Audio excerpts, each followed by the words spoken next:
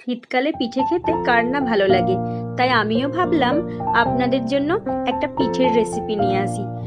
জানি সবাই এটা পারেন, তবুও আমি নিয়ে এলাম আপনাদের জন্য। তো তার জন্য আমি গরম জল দিয়ে আটাটা, চালের গুঁড়োটা আর কি ভালো করে মেখে নেব। একটু একটু করে দিয়ে মাখতে হবে। তো তারপরে চুষি পিঠাগুলো বানিয়ে নেব।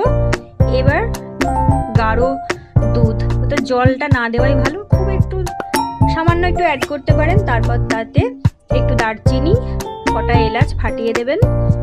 আচ্ছা, চিনি, পরিমাণ মতো স্বাদ মতো নুন আর ডেসিকেটেড কোকোনাট দিয়েছি। আপনারা চাইলে ফ্রেশটাও ব্যবহার করতে পারেন। আমি এখানে আমার ঘরে ছিল না, আমি যেটা ছিল সেটা দিয়েই করেছি।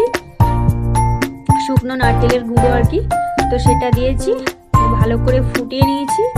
তো কিছুক্ষণ ফোটানোর পরে আমি চুষি পিঠেগুলো দিয়ে দিয়েছি এর মধ্যে। এবার 5-6 মিনিট কি 10 মিনিট সিমারে রেখে দিন, লো ফ্লেমে। তারপর নামিয়ে নিন। গরম গরম শীতের চুষি পিঠে তৈরি হয়ে গেছে। তো আমার ভিডিওটা কেমন লাগলো অবশ্যই জানাবেন। সাবস্ক্রাইব করতে ভুলবেন না, লাইক কমেন্ট শেয়ার করবেন। তো আজকের মতো আসছি বন্ধু, আজকের মতো বিদায় নিচ্ছি।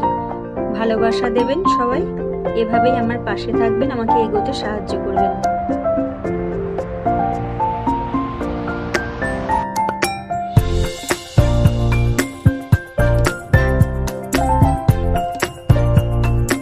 Hi, how are you all guys? Welcome back to my cooking channel.